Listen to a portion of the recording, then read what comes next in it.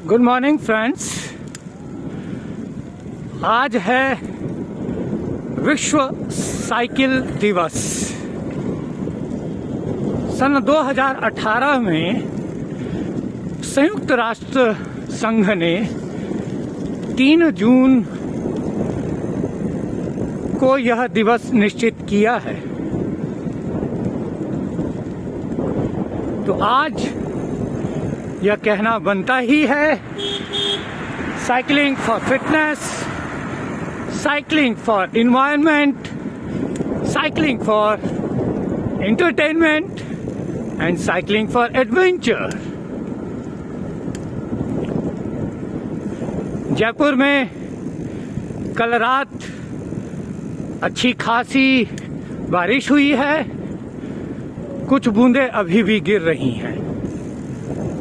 बादल आकाश में पूरी तरह जमे हुए हैं, हवा बहुत कम है, लेकिन साइकिलिंग के लिए यह अत्यंत आदर्श स्थिति है। मानो प्रकृति भी आज साइकिल दिवस मना रही हो।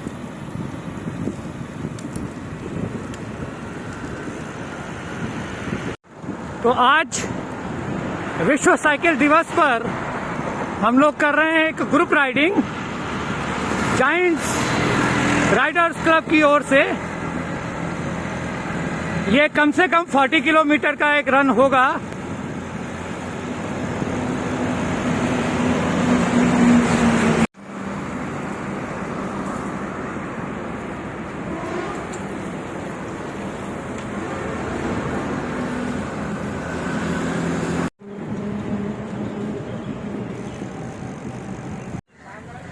हमारा समूह यहाँ जल महल पर पहुंच चुका है।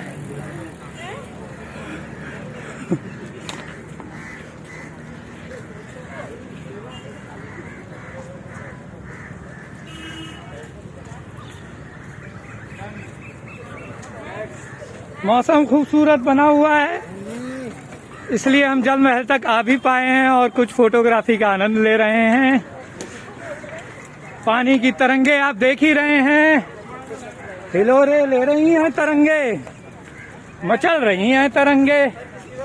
और साइकिलिस्ट तो हमेशा ही मचले हुए होते हैं, क्योंकि उनके भीतर ऊर्जा का असीम स्रोत होता है।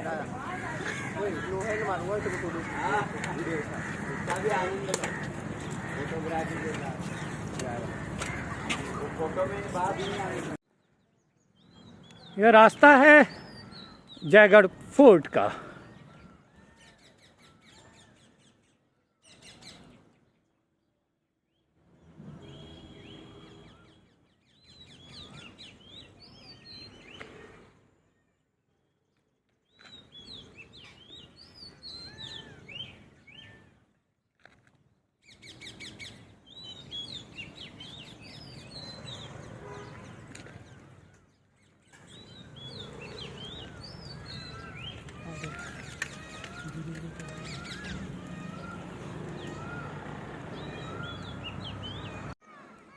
दृश्य भी देखिए जयगढ़ के रास्ते के।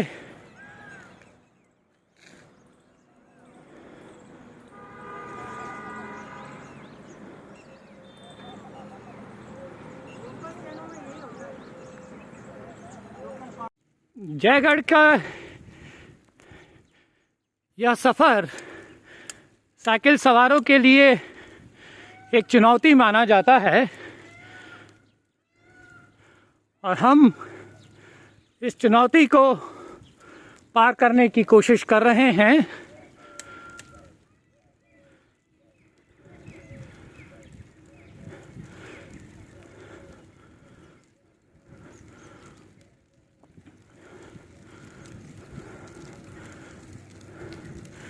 साइकिल सवारों के लिए जयपुर में इससे अधिक मनोरम राइड और कोई हो ही नहीं सकती।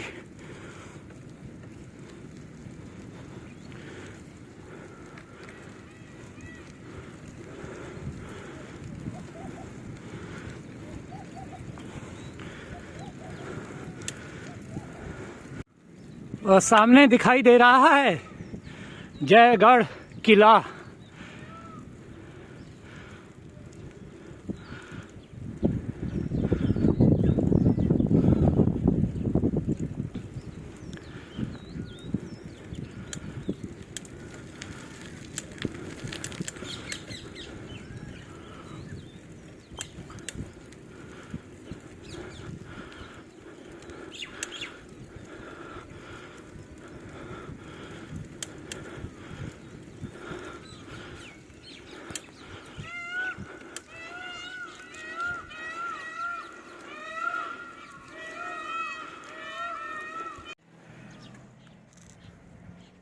ये जो सड़क दिखाई दे रही है घुमावदार,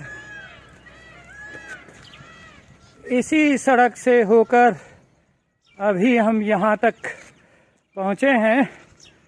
और मेरे साथ हैं मेरे मित्र भालेंद्र सिंह, जाने माने साइकिलिस्ट। और देखिए, इस एक पॉइंट पर हम रुककर कुछ वीडियोस ले रहे हैं। सामने दृश्य है जल महल का, धुंध में ढका हुआ है। बादल पहाड़ों पर उतर आए हैं और वह सामने दूर तक जयपुर शहर फैला हुआ है।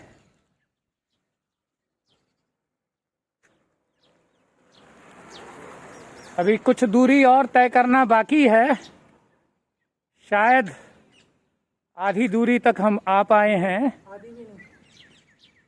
और जैसा कि भालेंद्र जी बता रहे हैं कि अभी तो आधी दूरी भी तय नहीं हुई है,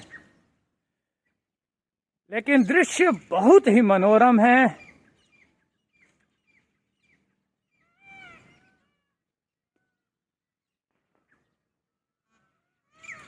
यहाँ प्रकृति सुनाई देती है।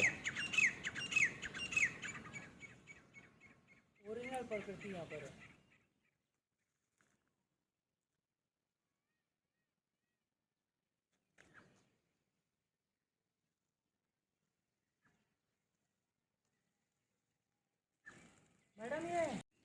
इन नीरव जंगल में चलना भी असीम आनंद की अनुभूति कराता है।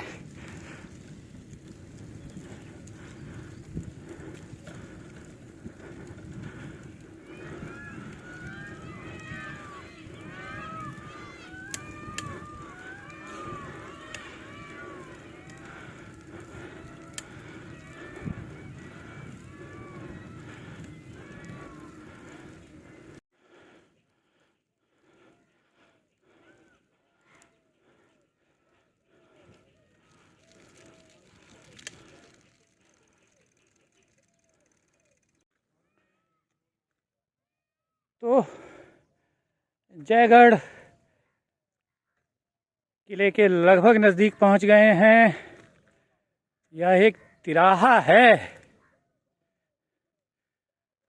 बस सामने वाला रास्ता जाता है नाहरगढ़ फोर्ट की ओर।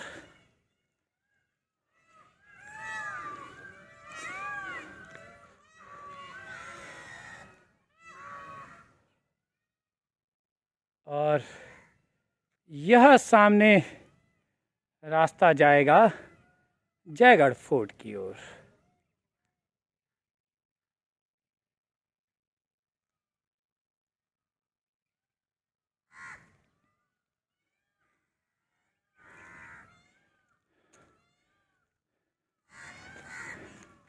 भालेंद्र भाई आ रहे हैं और हम आगे बढ़ते जाएंगे। ये तो जाता है जयगढ़। हाँ, यह है जयगढ़ फोर्ट।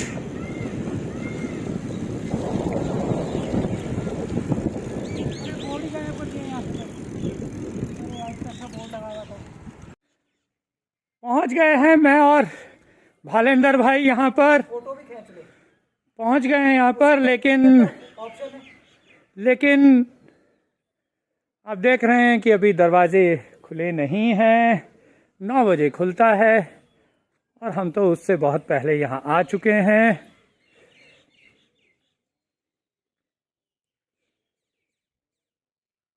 यहाँ से आप आमेर तक भी जा सकते हैं, एक मार्ग बना हुआ है भीतर ही भीतर।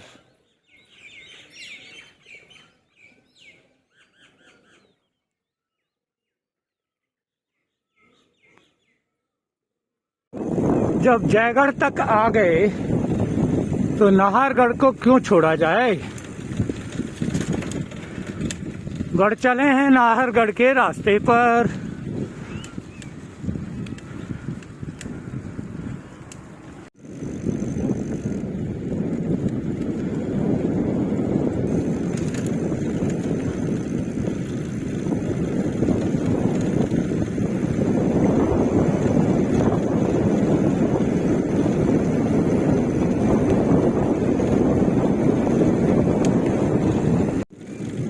जयपुर में इससे अधिक खूबसूरत नज़ारे आपको कहीं और नहीं मिलेंगे।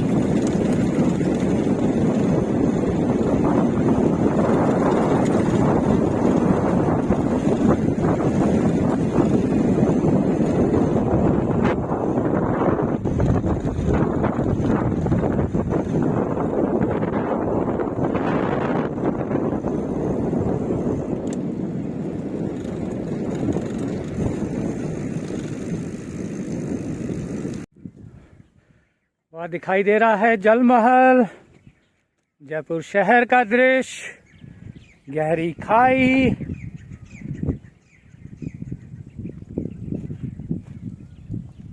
और नाहरगढ़ का संकरा मार्ग। और ये स्पेशल पैंथरों की जगह है। स्पेशल यहाँ भालेंद्र भाई बता रहे हैं कि तेंदुओं का विचरण बड़ा आम है, इस जगह पे क्योंकि दिख भी रहा है कितना घना जंगल, कितनी सुनहरी वादियाँ। अरे जयपुर में रहते शिमला और झारखंड जाने की जरूरत है नहीं। आप अपने जगह ही खूबसूरत जगह तलाश कर लें तो इससे बेहतरीन जगह आपको और कहाँ मिलेगी। और अभी ये जो सूखी झाड़ियाँ दिखाई दे रही हैं ना, थोड़ी बरसात हो जाए फिर गहन हरितिमा से यह जंगल बहुत ही खूबसूरत हो उठेगा।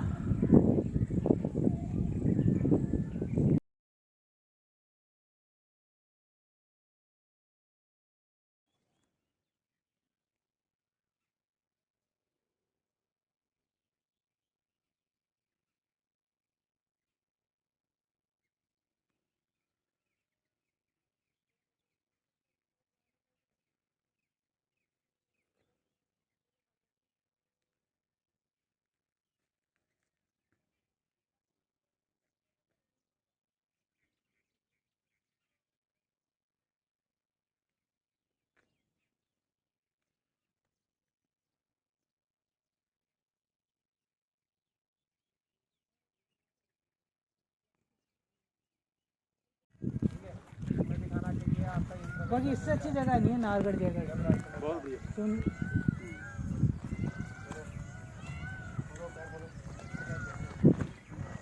फिर आप लोग उठ तो 3 बजे जाते होंगे। बहुत सुंदर नज़ारा है।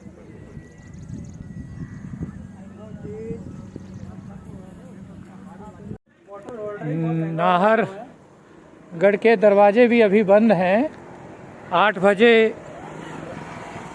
खुलेंगे। ये नाहरगढ़ से ठीक पहले एक बावड़ी के करीब हम आ गए हैं। लिखा है यह नाहरगढ़ की ऐतिहासिक एवं विशाल बावड़ी है। वर्षा का जल पहाड़ियों में निर्मित नालियों के माध्यम से बहता हुआ बावड़ी में एकत्रित होता है। नालियों के मध्य में छोटी छोटी हौदियां बनी हैं जो कचरे को रोक कर जल को शुद्ध करती थी। बावड़ी के पास एक विशिष्ट प्रकार का जल शोधन तंत्र निर्मित है जो पहाड़ियों से बहकर आए वर्षा के जल को कई चरणों में शुद्ध होकर बावड़ी में पहुंचाता था। बावड़ी अपनी अद्वितीय स्थापत्य कला बेजोड़ योजना के कारण पर्यटकों के आकर्षण का केंद्र है। तो यह देखिए बावड़ी का मार्ग है।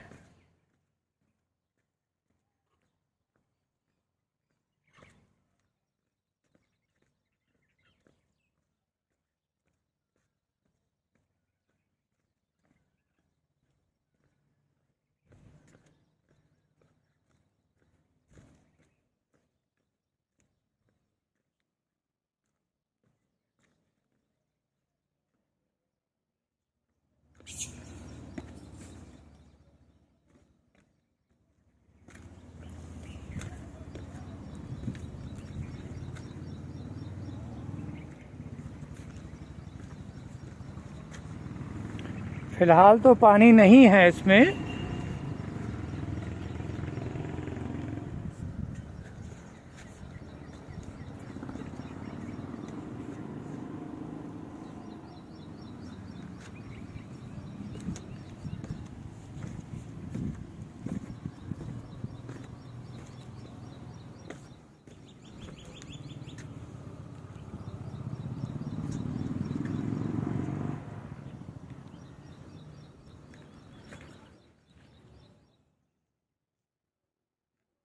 ऐसी होती हैं बावड़ियाँ।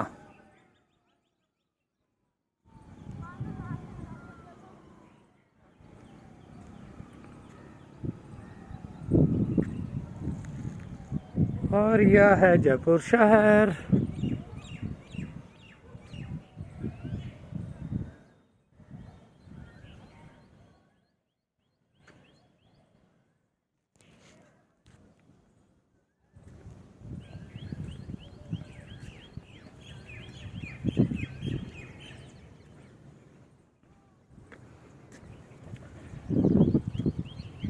जयपुर आने वालों के लिए नाहरगढ़, जयगढ़ और आमेर एक मस्त विजिट के स्थल हैं।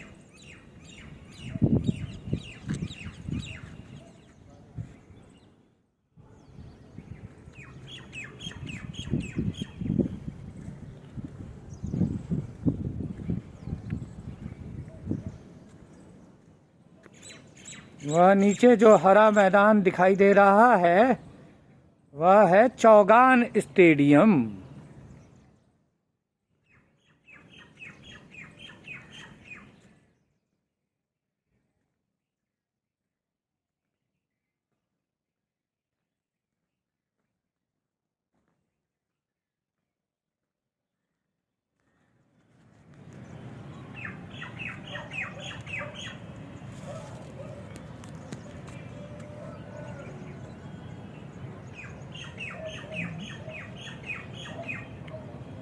ये है शहर का नज़ारा।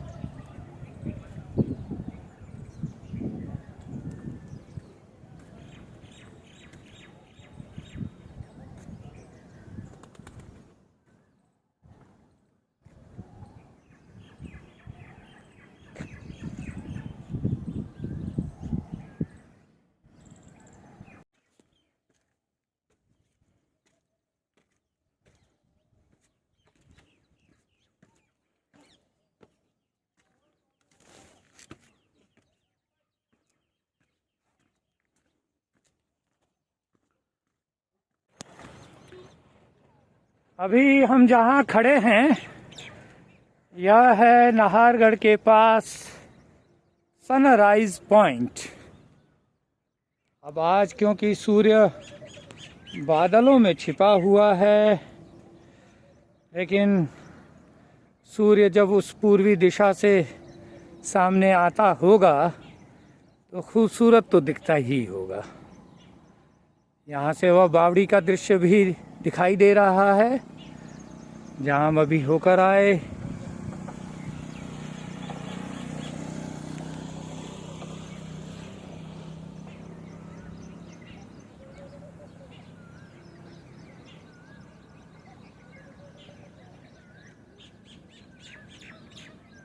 मैं सर प्रशासन और मिलिट्री की तो यह है नेता आ जाए या कोई अभिनेता। नाहरगढ़ में प्रवेश का मार्ग, लिखा है ताड़ी गेट। तो हम चैन से सो और ताड़ी गेट क्यों लिखा है वह आप इस स्ट्रक्चर को देखकर समझ पाएंगे।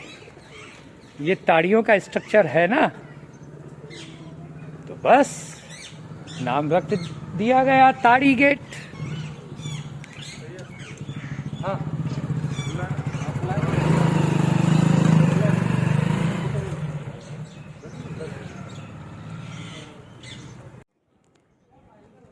नाहरगढ़ से जयपुर का दृश्य देखिए।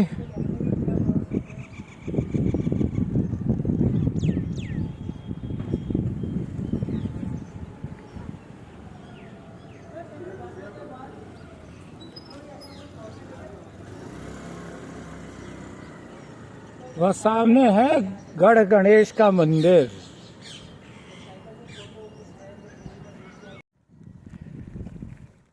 नाहरगढ़ से अब लौट रहे हैं शहर की ओर, तो बीच में आ गया है आदिवासी मीणा समाज शमशान घाट। और देखिए स्थापित कब हुआ है, सन 1835 में। सत्य मार्ग लिखा हुआ है। तो इस आदिवासी मीणा समाज के लिख देने से इस शमशान घाट का संबंध आमेर, जयपुर और भानगढ़ के इतिहास से जुड़ जाता है, क्योंकि यह संपूर्ण राज्य क्षेत्र पहले मीणा बहुल ही था।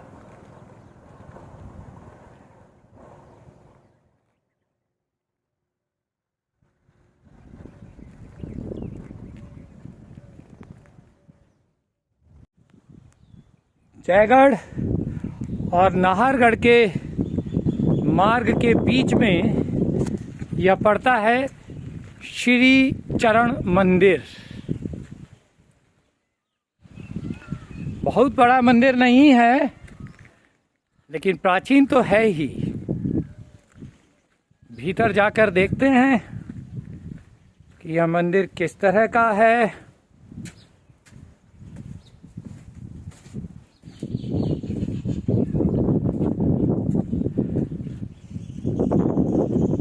मंदिर का यह जो ऊपरी दुर्ग दिखाई दे रहा है ना,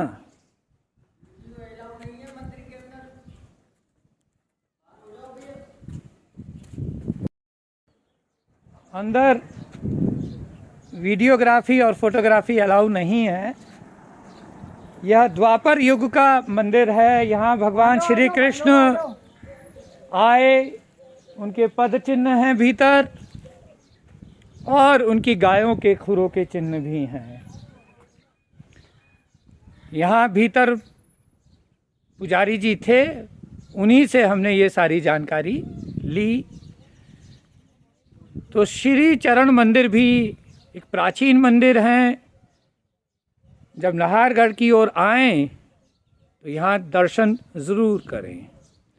और इसकी दाहिनी ओर से जो यह मार्ग आप देख रहे हैं, यह एक ट्रैक है, और यह ट्रैक आपको हथिनी कुंड से होता हुआ पापड़ के हनुमान जी पहुंचा देगा।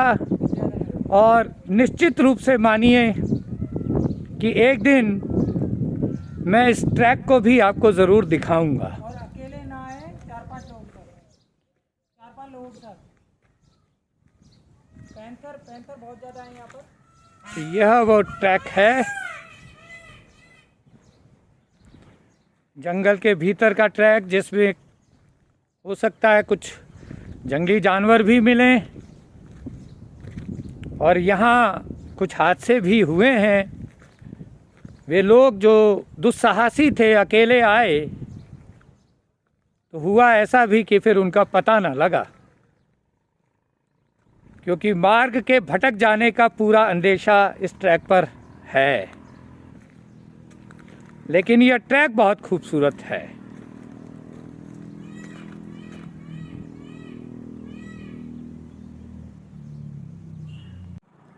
यह एक अभयारण्य क्षेत्र है और जगह जगह यहाँ ऐसे कुंड बना दिए गए हैं जिससे गर्मी के दिनों में यहाँ रहने वाले वन्य जीवों को पानी मिल सके।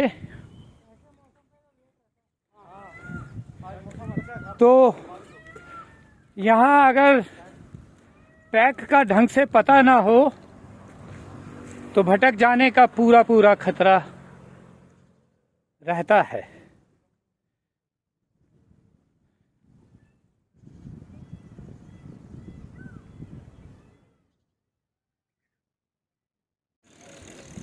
जयगढ़ नाहरगढ़ से तो उतर आए, लेकिन अब हमने प्रवेश कर लिया है कनक घाटी में।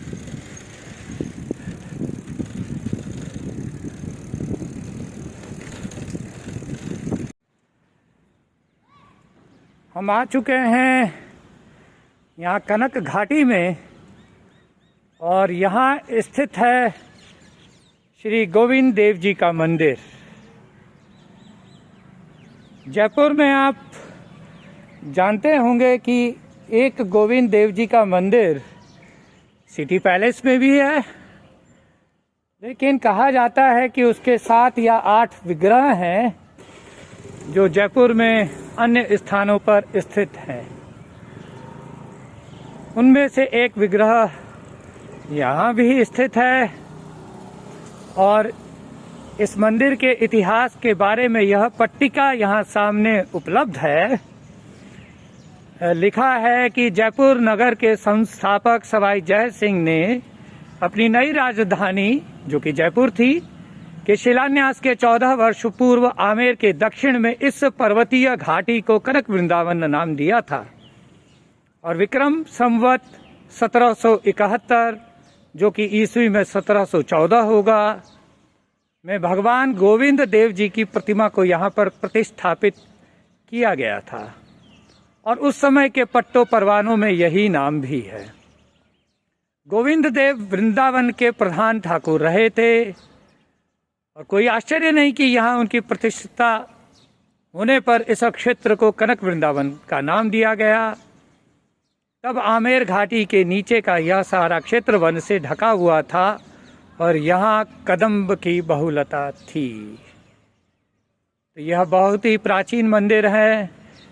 अब जयपुर आएं, इसे देखें, इसके बारे में जानें और समझें। हम भीतर प्रवेश करते हैं मंदिर की ओर।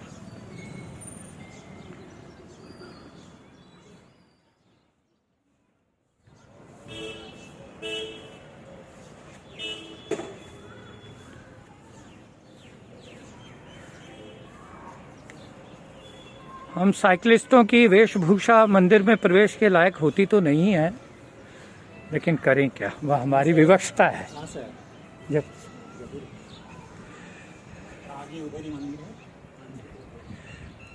आप देखिए यहाँ का वातावरण कितना भव्य, कितना शांत, कितना मनोरम है।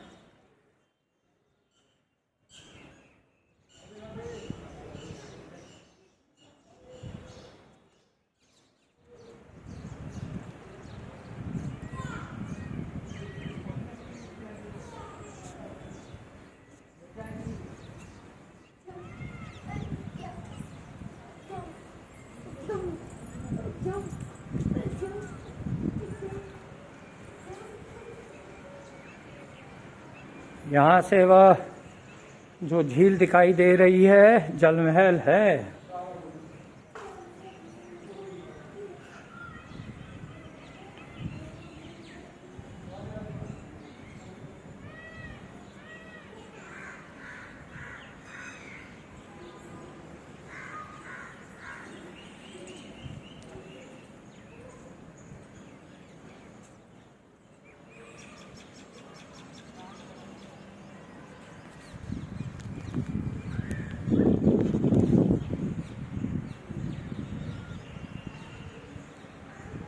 मुख्य मंदिर जो सामने है।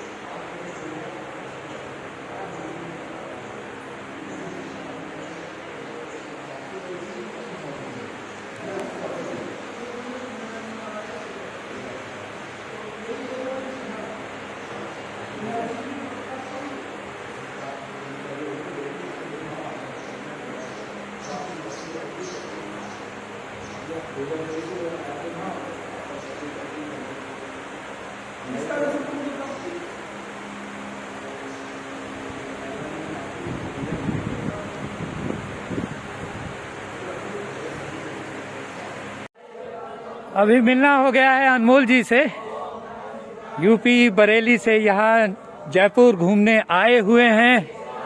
और देखिए कि इनके आने से जयपुर का मौसम कितना खूबसूरत हो गया है आज, वरना कल तक तो मौसम ऐसा था नहीं। और ये विजिट कर रहे हैं, अभी ये नटवर जी के मंदिर में हैं। और हम इनसे कहेंगे कि ये नाहरगढ़ भी जरूर जाएं, जयगढ़ जाएं, वहाँ से जयपुर का बहुत खूबसूरत नज़ारा इन्हें दिखेगा, क्योंकि हम अभी वहाँ से विजिट करके आए ही हैं।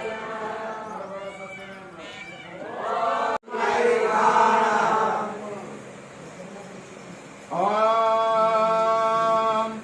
इसके बाद में कुछ नियम सिस्टम होता है पूजा पाठ कराने का। लिखा है कि बिना भस्म त्रिपुंडेन बिना रुद्राक्ष मालया। क्या लिखा है?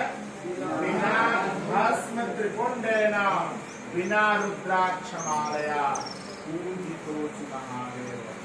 तो जब भी रुद्राभिषेक कराना हो, जब भी कोई पूजा करानी हो, तो माथे पे त्रिपुंड होना चाहिए। क्या त्रिपुंड किसको कहते हैं? ये जो लगा है ये तो छोटा रूप है, ये कोई पुण्य नहीं है। ये 2 उंगली से भी लगता है, 3 से भी लगता है, 2 का विधान ज्यादा मिलता है। तो ये पूरा भस्म से क्या है, शास्त्र कहता है कि सुबह कैसा तिलक होना चाहिए, दोपहर में कैसा तिलक होना चाहिए, शाम को कैसा तिलक होना चाहिए, और तुरीय संध्या में कैसा होना चाहिए। तो प्रातः काल जैसे उज्जैन में महाकालेश्वर में पहला क्या आरती होती है? भस्म आरती। और भस्म काय की होती है? चिता की। तो बिना भस्म त्रिपुंड पहला जो चंदन लगना चाहिए पैदीपों का, वो पहला त्रिपुंड लगता है। फिर दोपहर में उसमें एक बिंदी लग जाती है, और फिर शाम को प्रातःकाल गीला भस्म लगता है, दोपहर में शुष्क और शाम को सूखा भस्म लगता है।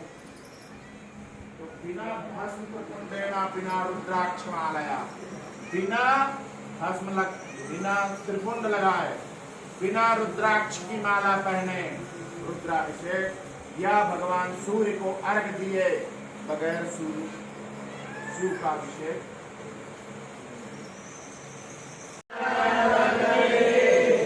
कस्यापस्य त्रायोगम्मा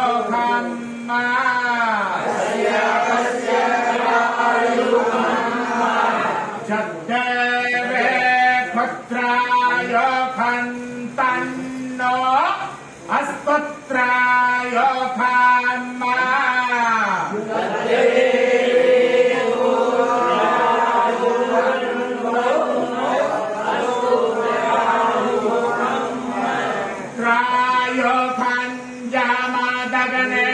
ऊंचे स्वर में बोलो अच्छा कमर सीधी त्रायोखंजामादगने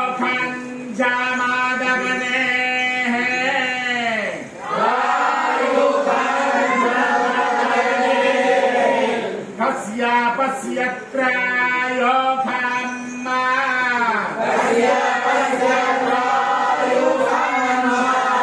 जद्देवे खत्रायोखन्तन्नो अस्तुत्रायोखम्मा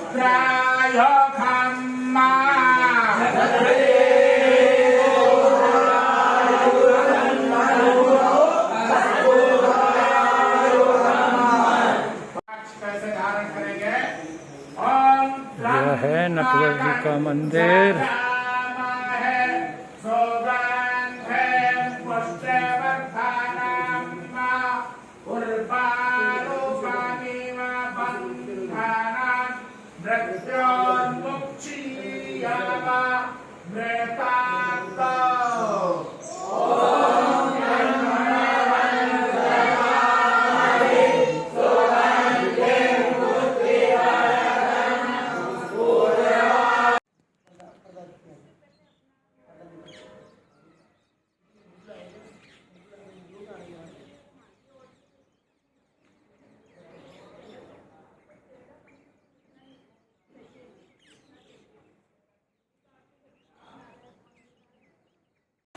आज विश्व साइकिल दिवस पर मेरी राइड बेस्ट राइड रही है। हमने जयगढ़ की मजबूत ऊंचाइयों को पार किया, नाहरगढ़ तक पहुंचे, कनक घाटी तक आए। जी तो अभी भी भरा नहीं है क्योंकि मौसम बहुत ही अच्छा बना हुआ है, लेकिन घर भी तो लौट जाना होता है। तो बस मेरे साथ कहिए, cycling for fitness, cycling for environment, cycling for entertainment and cycling for adventure. मिलते हैं कल फिर एक नए सफर में। Till then tata, good bye.